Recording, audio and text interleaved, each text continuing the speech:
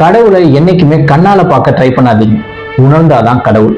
அது போலதான் இசையும். அதை உணர்ந்தீங்கன்னா அது ஆத்மார்த்தமா உங்க இதயத்துக்குள்ள ஊடுருவி உங்களை ஒரு வழியாக்கும், போட்டு தாக்கும், தலையில தீர்ப்பும். அப்படிப்பட்ட இசையை 51 வருஷமா நம்ம உலக மக்கள் அனைவரோட இதயத்துக்குள்ள இறக்கி நம்மளை போட்டு தாக்குன ஒரு இசை கடவுள் இளையராஜாவுக்கு இன்று பிறந்த நாள். இந்த பிறந்த நாள்ல அவரை பற்றிய சில சுவாரஸ்யமான சம்பவங்களை இதுவரைக்கும் யாருக்கும் தெரியாத ரொம்ப இன்ட்ரெஸ்டிங்கான தகவல்களை இந்த வீடியோல நான் சொல்ல போறேன். வீடியோவை ஸ்கிப் பண்ணாம ஃபுல்லா பாருங்க, உங்களுக்கு கண்டிப்பா பிடிக்கும், அதுக்கு நான் கேரண்டி. ஒரு முக்கியமான படத்துல ஒரு முக்கியமான பாடல் பதிவுக்கு எல்லாமே தயாராகி எல்லா வாத்திய கருவிகளுக்கும் நோட்ஸ் எல்லாம் கொடுத்து அவங்களும் வாசிச்சு பார்த்து எல்லாம் ரெடியா இருக்காங்க இளையராஜாவோட ஸ்டுடியோல. இளையராஜாவும் ரெடியா இருக்காரு. அந்த சிங்கர் வந்துட்டாருன்னா போதும், ட்ராக்கை போட்டு காட்டிட்டு இப்படிதான் மியூசிக்கு, இப்படிதான் நீங்க பாடணும் அப்படின்னு சொல்லி கொடுத்துட்டா போதும், அவர் பாடிடுவாரு. வரப்போறவரும் மிகப்பெரிய சிங்கர், உலக லெவல் அவரும் மிகப்பெரிய சிங்கர். ஸோ அவருக்காக காத்துக்கிட்டே இருக்காங்க. எல்லாமே தயாராகிட்டு இருக்கு, சாங்ஸ் ரெடி, லிரிக்ஸ் ரெடி, எல்லாமே ரெடி. வந்து பாடுனா பாடல் பதிவு பண்ணி ரெக்கார்டிங் பண்ணிடலாம், சூப்பர், முடிஞ்சிடும், அந்த பாடல் முடிஞ்சிடும். ஆனா பாத்தீங்கன்னா அந்த சிங்கர் வரவே இல்லை. வெயிட் பண்ணி பார்த்தாரு இளையராஜா. என்னடா அது இவ்வளவு நேரம் ஆச்சு, இப்படி பண்ற ஆள் கிடையாது அந்த சிங்கரு. சரி ஓகே, நம்ம என்ன பண்ணுவோம், எதுக்கு டயத்தை வேஸ்ட் பண்ணுவோம், ஒரு ட்ரையல் மாதிரி பாடி வச்சிருவோம். அவர் வந்தாரு அப்படின்னா எனக்கு இந்த ஃபீல்ட்ல தான் வேணும் அப்படின்னு சொல்லிட்டோம் அப்படின்னா அவர் அப்படியே பாடிடுவாரு. ஸோ அதுக்கு நம்ம ரெடியா ஃபர்ஸ்ட் ஒரு ட்ரையல் பாடிடுவோம் அப்படின்னு சொல்லிட்டு அந்த பாடலை இளையராஜா பாட ஆரம்பிச்சு பாட்டும் பதிவு பண்ணி ஓகே ட்ரையல் வெர்ஷன் போட்டு வச்சுட்டாங்க. அப்ப அந்த சிங்கர்ல இருந்து ஒரு கால் வருது, இன்னைக்கு என்னால வர முடியாது, ஒரு அவசர வேலையா, ஒரு எமர்ஜென்சியா என்னால வெளியூர் போக வேண்டிய நிலைமை ஆயிடுச்சு, நான் நாளைக்கு வந்து இந்த பாடலை பாடித்தரேன் அப்படின்னு சொன்னாங்க. இளையராஜாவும் சரி ஓகே, அவ்வளவு பெரிய சிங்கர், அவருக்காக வெயிட் பண்றது தப்பு இல்ல, அவர் பாடினாதான் இது கரெக்டா இருக்கும் அப்படிங்கிறது இளையராஜாவுக்கு கண்டிப்பா மனசு தோன்ற ஒரு விஷயம் தான். சரி அவரே வரட்டும், வெயிட் பண்ணணும் சொல்லிட்டு நாளைக்கு ரெக்கார்டிங்க மாத்தி வச்சிட்டாங்க. நாளைக்கு அந்த சிங்கர் வந்தாரு. வந்து சரி பாடிடலாமா அப்படின்னு கேட்டு ஓகே பாடிடலாம், என்ன ஃபர்ஸ்ட் ஒரு ட்ரையல் வெர்ஷன் பாடிருக்கேன், அதை கேட்டுருங்க, கேட்டுட்டு அது அதே மாதிரி நீங்க பாடினாலே போதும் அப்படின்னு. சரி ஓகே போடுங்க அப்படின்னு சொல்லி அவரு ஹெட்போன் எல்லாம் போட்டுட்டு அந்த சிங்கர் வந்துட்டு இளையராஜா பாடின வெர்ஷனை கேட்டுட்டாரு. கேட்க கேட்க கேட்க கண்ணு கொட்டுது அந்த சிங்கருக்கு. அதாவது தேம்பி அழுவாங்கம்பாங்கல்ல, இதயம் அடைக்க நெஞ்சு பதைக்க ஒரு அழுகை வரும்பாங்கல்ல, புடிச்சு உழுக்கும். அப்படி ஒரு இசை, அப்படி ஒரு குரல், அப்படி ஒரு பாடல் தான் இளையராஜா பாடி வச்சிருக்காரு. அதை கேட்க கேட்க அப்படியே அந்த சிங்கருக்கு கண்ணில் கொட்டுது. டக்குன்னு ஹெட்போனை கழட்டி வச்சுட்டு இளையராஜா இந்த பாடலை என்னால பாட முடியாது அப்படின்னு சொல்லிட்டாரு. என்னங்க உங்களுக்காக ஒரு நாள் ஃபுல்லா வெயிட் பண்ணிருக்கேன், நீங்க பாடலை பாட முடியாதுன்னு சொல்றீங்க அப்படின்னு. இல்ல ராஜா, என்னால இந்த பாடலை பாட முடியாது. சார் இப்பெல்லாம் பண்ணாதீங்க, நீங்க பாடினா அந்த பாடம் நல்லா இருக்கும். நான் இல்ல, இந்த உலகத்துல எந்த சிங்கர் வந்து இந்த பாடலை பாடினாலும் கண்டிப்பா நல்லா இருக்காது. நீங்க பாடினா மட்டும்தான் இந்த பாடல் கரெக்டா இருக்கும். அதை நீங்க கரெக்டாவே பண்ணிருக்கீங்க. உங்க குரல்ல கேட்ட இந்த பாடல் உலக மக்கள் எல்லாரும் கேட்டாங்க அப்படின்னா நான் என்ன ஃபீல் பண்ணணும் அதே தான் அந்த உலக மக்கள் ஃபீல் பண்ணுவாங்க. கண்டிப்பா இந்த பாடல் கேட்கிற ஒவ்வொருத்தங்களும் கண்ணீர் விட்டு கதற போறாங்க. அப்படி ஒரு ஆத்மார்த்தமான ஒரு தெய்வீகமான பாடல் இது. இந்த பாடலை என்னால பாட முடியாது, நீங்க எவ்வளவு கெஞ்சி கேட்டாலும் சரி என்ன மன்னிச்சிருங்க, நான் இந்த பாடலை பாட மாட்டேன், இது உங்க குரல்ல தான் இந்த உலகத்துக்கு வரணும் அப்படின்னு சொல்லி இளையராஜாவோட பாடலை பாட மறுத்தாரு அந்த சிங்கர் யார் தெரியுமா? பல ஆன்மீக பாடல்களை, பல உருக்கமான பாடல்களை, இப்ப வரைக்கும் கிளாசிக்கான பாடல்களை பாடின KJ யேசுதாஸ். அவரு தான் அந்த பாடலை பாட மறுத்தார். அவர் பாட மறுத்த அந்த பாடல் என்ன தெரியுமா? 1982 வருடத்துல வெளியான தாய் மூகாம்பிகை திரைப்படத்தில் இடம்பெற்ற ஜனனி ஜனனி ஜகம்னி அகம்னி அப்படிங்கிற பாடல் தான். அந்த பாடலை நான் உங்கள்கிட்ட பெட்டு கட்டி சொல்றேன், அந்த பாடலை கண்ணை மூடி ஹெட்போன் போட்டு இளையராஜாவோட வாய்ஸ்ல நீங்க கேட்டு பாருங்க. கண்டிப்பா அது எவ்வளவு பெரிய கல் நெஞ்சமா இருந்தாலும் கரைஞ்சிரும். அந்த ஆள் ஒரு மேஜிக் பண்ணிருப்பாரு அந்த சாங்ல, சான்ஸே இல்லை. இது எவ்வளவு பெரிய பீத்தோவன் மொசாட் நீ ஆட்ட கொடுத்தாலும் சரி, இளையராஜாவோட இந்த சாங்குக்கு நிக்கவே முடியாது. அப்படிப்பட்ட சாங். முடிஞ்சா இந்த வீடியோவை பார்த்ததுக்கு அப்புறம் அந்த சாங்கை ஒரு நிமிஷம் கொஞ்ச நேரம் போட்டு கேட்டு பாருங்க, இந்த மாதிரி ரிலாக்ஸா இருக்கும். கடவுளை இந்த ஃபர்ஸ்ட் சொன்னேன் இல்லையா, கடவுளை பார்க்க ட்ரை பண்ணாதீங்க, உணர்வுங்க. அந்த உணர்வை அப்படியே அந்த பாடலை இளையராஜா கொடுத்துருப்பாரு, ட்ரை பண்ணி பாருங்க. இளையராஜாவோட பாடலை பாட மறுத்த கதையை நம்ம கேட்டோம். அதே மாதிரி இளையராஜா போட்ட ஒரு பாடலுக்கு நான் நடிக்க மாட்டேன்னு சொன்ன கதையை உங்களுக்கு தெரியுமா? தமிழ் சினிமால மிகப்பெரிய உச்சபட்ச ஸ்டார் அவரு இளையராஜா பாட்டை கேட்டுட்டு ஐயோ இந்த பாட்டுக்கு என்னால நடிக்க முடியாதுங்க, நான் வரேன், எனக்கு வேணாங்க அந்த பாட்டு அப்படின்னு சொல்லி பயந்துகிட்டு அந்த பாட்டில் நடிக்க மாட்டேன்னு சொல்லிட்டாரு. 1992 பொங்கல் அன்னைக்கு பிவாசி இயக்கத்துல வெளியான படம் தான் மன்னன். இந்த படத்துல ஒரு முக்கியமான பாடல் இருக்கு. அந்த பாடல் நம்ம எல்லாருக்குமே தெரியும், அம்மா என்று அழைக்காத உயிரில்லை அப்படிங்கிற பாடல். இந்த பாடலை இளையராஜா வந்து கம்போஸ் பண்ணி வச்சிட்டாரு, ஏசுதாஸ் பாடி முடிச்சிட்டாரு, பாடல் ரெக்கார்டிங் ஆயிடுச்சு, எல்லாம் முடிஞ்சிச்சு, பாடல் சூப்பரா வந்திருக்கு, பிவாசுக்கும் ஓகே. ஆனா இந்த பாடலை கேட்டு ரஜினி என்ன பண்ணிட்டாரு அப்படின்னா, நான் இந்த பாட்டுல நடிக்கவே மாட்டேன், நான் ஒரு மிகப்பெரிய ஒரு ஆக்ஷன் ஹீரோ, எனக்கு இப்படி ஒரு மென்மையான பாடலை போட்டீங்க அப்படின்னா என் ஃபேன்ஸ் எல்லாம் ஏத்துக்க மாட்டாங்க, எனக்கு முதல்ல செட்டே ஆகாது, என்னால இவ்வளவு உருக்கமால நடிக்க முடியுமா, 2 நாள் ஷூட்டிங்கே வராம சூப்பர் ஸ்டார் ரஜினி வந்துட்டு அதை புறக்கணிச்சுட்டே இருந்தாராம். விஷயத்தை கேள்விப்படையில என்ன பண்ணிட்டாரு, நேரா ரஜினியை பார்க்க வந்துட்டாரு. என்ன ரஜினி, ஏன் இந்த பாடலுக்கு நடிக்க மறுக்கிறீங்க அப்படின்னு கேட்கும்போது, இல்லங்க நான் ஒரு மிகப்பெரிய ஆக்ஷன் ஹீரோ, எனக்கு ஃபர்ஸ்ட் ஓப்பனிங் சாங்ல இது மாதிரி எனக்கு கால முரட்டு கால சூப்பர் ஸ்டார்னா யாருன்னு தெரியுமா, இதை மாதிரி பாடல் போட்டீங்கன்னா பரவாயில்ல, நீங்க என்ன இவ்வளவு மென்மையா ஒரு பாடல் போட்டிருக்கீங்க, இதுக்கு நான் எப்படி நடிக்கிறது, இது எனக்கு செட் ஆகுமான்னு தெரியல அப்படின்னு இளையராஜா வார்த்தை சொன்னாராம். நீங்க ஆக்ஷன் ஹீரோங்கிறது எல்லாருக்குமே தெரியும், அதுல எந்த மாற்றமும் இல்லை. ஆனா இப்படி ஒரு பாடல்ல நீங்க நடிச்சீங்க அப்படின்னா எல்லார் வீட்டுக்குள்ளேயும் அவங்களோட பிள்ளையா, எல்லா அம்மாக்களோட பிள்ளையா அவங்க வீட்டுக்குள்ளேயே நீங்க போய் சேர்றதுக்கான மிகப்பெரிய ஒரு வாய்ப்பாவே இருக்கும். இந்த பாடலை நீங்க நடிச்சு பாருங்க, அதுக்கப்புறம் உங்களுக்கு கிடைக்கிற பாராட்டுகள் எப்படி இருக்குன்னு நான் சொல்றேன், நீங்க நம்பவே மாட்டீங்க, அப்படி ஒரு பாட்டு உங்களுக்கு கிடைக்கும் அப்படின்னு சொல்லி இளையராஜா ரஜினியை கன்வின்ஸ் பண்ணியிருக்காரு. என்னடா அது, இவ்வளவு தூரம் இளையராஜா வந்து இறங்கி ஒரு பாடலுக்கு வந்துட்டு, ஏன்னா அவருக்கு ஈஸி, அவருக்கு பாடல் போடுறதுன்னா இப்படிங்கிற பாட்டு போட்டு முடிச்சுவாரு, அடுத்த பாட்டை பிடிக்கலையா, ஓகே உங்களுக்கு வேற மாதிரி பாட்டு வேணா போட்டு கொடுத்தான்னு சொல்லிட்டு போயிடலாம். ஆனா இந்த பாடலை நீங்க நடிங்க அப்படின்னு சொல்லி இளையராஜா சொன்னதுக்காக சரி ஓகே, அப்ப ஏதோ ஒரு காரணம் இருக்கு அப்படின்னு சொல்லி ரஜினியும் அந்த பாடல்ல நடிக்க சம்மதிச்சார். அந்த பாடலை மறுபடியும் நான் சொல்றேன், அதே மாதிரிதான் இந்த வீடியோ முடிச்சதுக்கு அப்புறம் அந்த பாடலை தயவு செஞ்சு போட்டு பிளே பண்ணி கேட்டு பாருங்க, வீடியோவா பாருங்க. அந்த பாடல்ல இது வரைக்கும் நீங்க பார்க்காத ரஜினியை நீங்க பார்த்த மாதிரி ஒரு ஃபீல் இருக்கும், அவ்வளவு அழகா அந்த எக்ஸ்பிரஷன் இருக்கும் அந்த பாடலுக்கு அவர் நடிச்சிருப்பார். அது உண்மையிலேயே ரஜினிகாந்துக்கு இப்போ உள்ள ஒரு கேரியர்ல ஒரு முக்கியமான பாடல். அவ்வளவு ஈஸியா குடும்பங்கள்ல போய் ரஜினிகாந்த் ஒரு தன்னோட மகனா ஏத்துக்கிறதுக்கு ஒரு வழிகாட்டியா அமைஞ்ச பாடல் அந்த பாடல்னு சொல்லலாம்.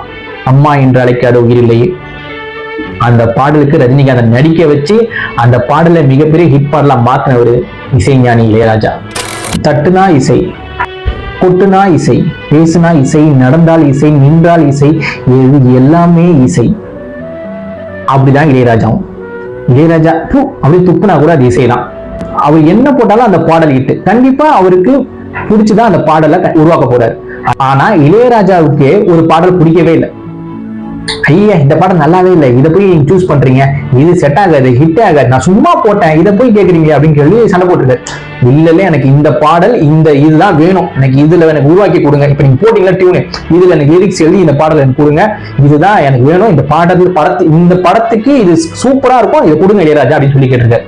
கேட்டவர் யார் தெரியுமா, தமிழ் சினிமாவை ஸ்டூடியோக்குள்ள இருந்து அப்படி உருவி வெளி உலகத்துக்கு வா, தமிழ் சினிமா வெளில வா அப்படின்னு சொல்லி உலகம் ஃபுல்லா மொத்த உலகத்தையும் திரும்பி பார்க்க வச்ச இயக்குனர் பாரதிராஜாவோட படம் அலைகள் ஓய்வதில்லை. அப்படிப்பட்ட பாரதிராஜா அலைகள் ஓய்வதில்லை படத்துக்காக கேட்ட பாடல் தான் இளையராஜாவுக்கு பிடிக்காம போட்டு கொடுத்த அந்த பாடல். அந்த பாடல் என்ன தெரியுமா, இப்ப நான் சொன்னா கண்டிப்பா நீங்க ஷாக் ஆயிடுவீங்க. அந்த பாட்டு எல்லாருக்குமே பிடிக்கும், காதல் ஓவியம் பேசும் காவியம். இந்த பாட்டு உண்மையிலே சூப்பரா இருக்கும், கேட்டீங்கன்னா அவ்வளோ அழகான ஒரு ஆர்கஸ்ட்ரேஷன் இருக்கும், சூப்பர் ஒரு மெலடினா கரெக்டா இருக்கும். அந்த மெலடி அப்படி ஒரு மெலடி, அப்படி ஒரு லவ் அப்படி ஒட்டியிருப்பாங்க. ஆனா அந்த பாட்டு வந்து இளையராஜாவுக்கு பிடிக்கலையா, எனக்கு பிடிக்கவே இல்லையா, இதையே கேட்கறீங்க, எனக்கு இதான் பிடிச்சிருக்கு போட்டு புரியா அப்படின்னு சொல்லி இளையராஜாவை கன்வின்ஸ் பண்ணி அந்த பாடலை பண்ணிட்டாரு. ஆனா இளையராஜா என்ன பண்ணாரு, சரி ஓகே நமக்கு பிடிக்கல அப்படின்னாலும் அதை கரெக்டா பண்ணணுங்கிறதுல இளையராஜா எப்பவுமே தெளிவா இருக்காரு. ஒரு வேலையை எடுத்துக்கிட்டோம் அப்படின்னா அந்த வேலையில எல்லா தெளிவான விஷயங்களையும் பண்ணணும், பர்ஃபெக்டா இருக்கணும். சரி ஓகே அவங்களுக்கு அது பிடிச்சிருக்கு, உனக்கு என்ன பிடிச்சிருக்கோ நான் தரேன், சரி ஓகே அப்படின்னு சொல்லி அந்த பாடல் என்ன பண்ணிருக்காரு அப்படின்னா, அந்த பாடல் நீங்க கேட்டீங்க அப்படின்னா காதல் ஓவியம் பேசும் காவியம் இதெல்லாம் ஓகே இருந்துட்டு இருக்கும். அந்த பாடலுக்கு நடுவுல ஒவ்வொரு வரிக்கும் ஒவ்வொரு ராகத்தை அவர் பயன்படுத்திருக்காரு. ஒவ்வொரு வரிக்கும் ஒரு ராகங்க, ஒவ்வொரு வரிக்கும் ஒரு ராகத்தை பயன்படுத்தி அந்த பாட்டை சாதாரண அவர் பிடிக்காம பண்ண ஒரு பாட்டை அப்படியே வேற மாதிரி மாத்தி கொடுத்துட்டாரு. மறுபடியும் சொல்றேன், இந்த வீடியோ கேட்டதுக்கு அப்புறம் இந்த அப்படியே ஸ்கிப் பண்ணிட்டு போய் அந்த பாட்டை கேட்டு பாருங்க. அப்படியே அடி வந்து காதலோட சில்னஸ் அப்படியே பரவும் உங்க மேல. காதல் பேசும், உண்மையில காதல் ஓவியம் பேசும் காவியம், அந்த காதல் உங்ககிட்ட பேசும் அந்த பாடல் மூலமா. கேட்டு பாருங்க, உங்களுக்கு அவ்வளவு பிடிக்கும். அதனால சாதாரண ஆளே கிடையாதுங்க. சொல்லுவாங்கல்ல சில மனிதர்கள்லாம் ஏலியனே உருவாக்கிட்டு அனுப்பிச்சிருப்பாங்கன்னு சொல்லிட்டு, அப்படிப்பட்ட ஆள் போல இருக்கு. ஏதோ ஏலியன் நமக்காக அனுப்பிச்சு வச்சாரா, அவர் மனுஷனா இல்ல ஏலியனா கடவுளா அப்படிங்கிறது தெரியல. யோசிச்சு பாருங்க எப்படி முடியும் இதெல்லாம். ஒவ்வொரு வரிக்கும் ஒரு ராகம், ஒவ்வொரு வரிக்கும் ஒரு ராகம். எனக்கு பிடிக்காம போட்ட ஒரு விஷயம், ஆனா அதை நான் சூப்பரா கொடுப்பேன் அப்படின்னு சொல்லி பண்ணி கொடுத்துருக்காரு. சூப்பர் மேட்டர்ல.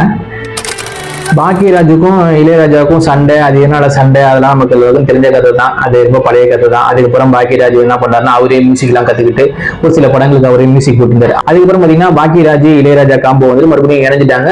ஒரு ராஜகுமாரி, ராசுகுட்டி அது மாதிரி போன்ற படங்கள்ல சொக்கத்தங்க வரைக்கும் அவர் தான் நினைக்கிறேன் இல்லையா.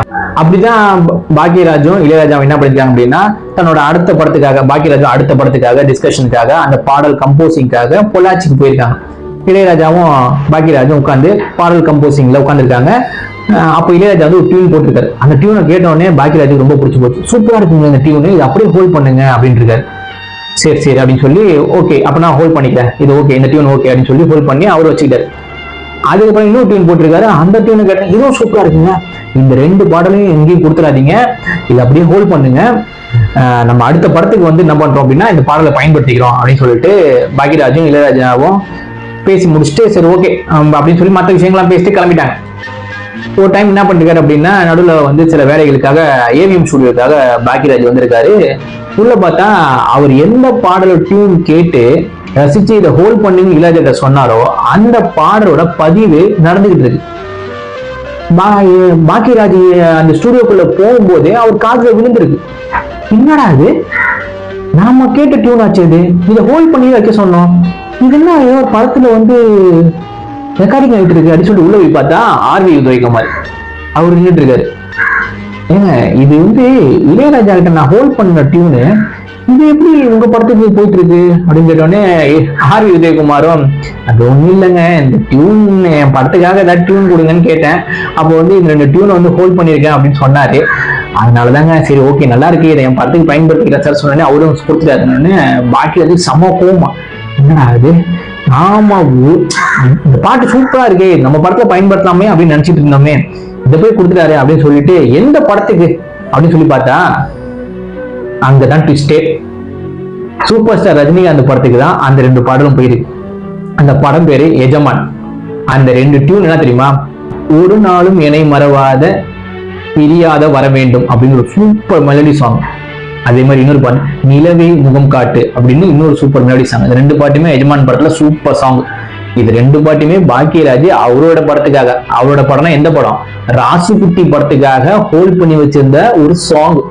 அந்த டியூன் இளையராஜா சொல்லி ஹோல்ட் பண்ணி வச்சிருந்த டியூன். அதை இளையராஜா என்ன பண்ணிட்டாரு அப்படின்னா அவரு கொடுக்க மாட்டேதான் சொல்லியிருக்காரு.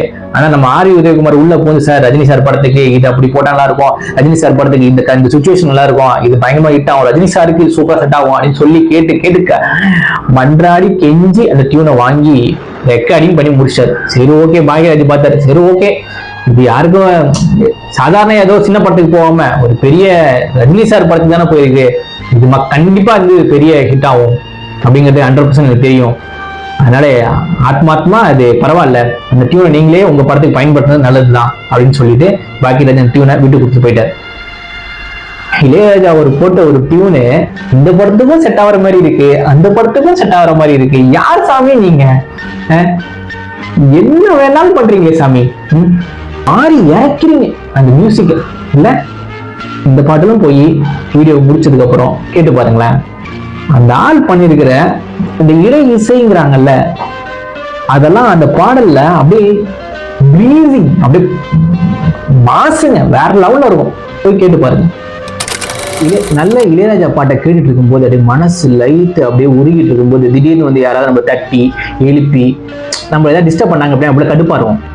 ஓ நல்ல பாடலை கேட்டுட்டு இருக்கேன், ஏன் அப்படி டிஸ்டர்ப் பண்றீங்க அப்படின்றவங்கள இதே மாதிரிதான் இளையராஜாவுக்கும் இருந்திருக்கு. இளையராஜா போட்ட ஒரு பாடலை ஆல் இண்டியா ரேடியோல போட மாட்டோம், அந்த பாடலை நாங்க பேன் பண்றோம் அப்படின்னு சொல்லி ஆல் இண்டியா ரேடியோ ஒரு பாடலை, அதாவது இளையராஜா போட்ட பாடலை பேன் பண்ணிட்டாங்க. தலைவன் சும்மா விடுவாரா, செம்ம கடுப்பாயிட்டாரு. யோசிச்சு பாருங்க, இளையராஜா பாடலை வந்து எப்படி பேன் பண்ண முடியும், எது போட்டாலுமே இசை, அது என்ன பிடிக்காம நான் மொக்கையாம அந்த பாட்டை போட்டுற போறாரு, அவர் போட்ட ஏதாவது ஒரு மொக்கையான பாடலை சொல்லுங்க பார்ப்போம். அப்படிப்பட்ட இளையராஜா போட்ட ஒரு பாடல், அதுவும் சொன்னா அந்த பாடல் உங்களுக்கு எல்லாருக்குமே பிடிக்கும், சூப்பர் பாடல். நிறைய தடவை நம்ம வந்து அதை வந்து மீமா போட்டிருக்கோம், நிறைய தடவை கிண்டல் பண்ணியிருக்கோம். இப்போ கூட சில பேர் அந்த பாடலை பாடுவாங்க. அந்த பாடலை ஆல் இண்டியா ரேடியோல போட மாட்டோம் அப்படின்னு சொல்லி தடை பண்ணிட்டாங்க. தலைவன் கடுப்பாயிட்டாரு. தலைவர் என்ன பண்ணார் தெரியுமா? சிவாஜி தலைமையில ஒரு மிகப்பெரிய போராட்டத்தையே ஆரம்பிச்சார். ஏன் பாடலை ஏன் தடை பண்ணின்னு சொல்லி மிகப்பெரிய போராட்டமே நடத்திட்டார். அந்த பாடலை எழுதினவர் கங்கை அமரன். அவர் சும்மா இருப்பாரா? நேரா விட்றா வண்டியா ஆல் இண்டியா ரேடியோக்கு போய் நேராக சட்டையை பிடிச்சி கேட்டார், ஏன் இந்த பாடலை நீங்க தடை பண்ணீங்க அப்படின்னு கேட்டபோது, இந்த பாடல் வந்து சில ஆபாசமா வேற மாதிரி திரித்து பாடுறதுக்கு ஒரு வாய்ப்பா இருக்கு. கண்டிப்பா இது வந்து வேற ஒருத்தவங்க பாடுற மாதிரியோ, வேற ஒருத்தவங்க கிண்டல் பண்ற மாதிரியோ, மற்றவங்களை ஆபாசமா சித்தரிக்கிற மாதிரியோ அந்த பாடல் இருக்கு, அதனாலதான் தடை பண்ணோம் அப்படின்ட்டாங்க. இத மாதிரி எவ்வளோ பாடலை நீங்க வந்து உங்க ஆல் இண்டியா ரேடியோல நீங்க வந்து ஒளிபரப்பு பண்ணியிருக்கீங்க. அந்த பாடல்லாம் நீங்க தடை பண்ணாம இந்த பாடலை ஏன் நீங்க தடை பண்றீங்கன்னு சொல்லி பயங்கரமா சண்டை போட்டுருக்காரு. அவங்களும் ஆனாலும் ஆல் இண்டியா ரேடியோ என்ன பண்ணிட்டாங்க, இல்லைங்க அந்த பாடல் வேணாம், நாங்க இந்த பாடலை ரேடியோல ஒளிபரப்பு பண்ண மாட்டோம் அப்படின்னு சொல்லி பல நாட்கள் இந்த பாடலை ஆல் இண்டியா ரேடியோல ஒளிபரப்பு பண்ணாம தடை பண்ணி தான் வச்சிருந்தாங்க. அந்த பாடல் என்னன்னு பாத்தீங்க அப்படின்னா, இப்ப நான் சொல்றேன், உங்களுக்கு அந்த பாடல் கண்டிப்பா தெரிஞ்சிருக்கும். ஓரம்போ ஓரம்போ ருக்குமணி வண்டி வருது. இந்த பாடல் இப்ப கூட நம்ம பாடிட்டு இருப்போம்.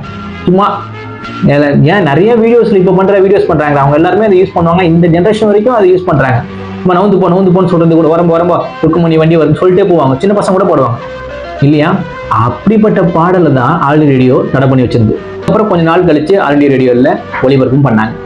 இளையராஜா பாட்டையே தடை பண்ணிட்டாங்க. இந்த மாதிரி இளையராஜா பத்தி தெரிஞ்சுக்கணும், இளையராஜா பத்தி சொல்லணும் அப்படின்னா அது ஒரு பெரிய கடல். கொஞ்சம் கொஞ்சமா வேணா பார்ட் 1 பார்ட் 2 அப்படி வேணா போட்டு போயிட்டே இருக்கலாம். எனக்கு தெரிஞ்ச சில இன்ட்ரெஸ்டிங்கா இதை மாதிரி நான் யாருக்கும் தெரியாத சில விஷயங்களை சொல்லணும்னு ஆசைப்பட்டேன். அப்படிதான் சில விஷயங்களை இந்த வீடியோல உங்கள்கிட்ட ஷேர் பண்ணியிருக்கேன். இந்த வீடியோ கண்டிப்பா உங்களுக்கு பிடிக்கும்னு நினைக்கிறேன். இந்த வீடியோ நான் சொன்ன பாடல்களை இதுக்கப்புறம் இந்த வீடியோ முடிச்சதுக்கு அப்புறம் போய் கேட்டு பாருங்க. முக்கியமா ஜனனி ஜனனி அந்த பாடலை கண்ணை மூடி கேட்டு பாருங்க. நான் சொல்றேன், நீங்க அழுவீங்க. ஜனனி ஜகம் நீ அகம் நீ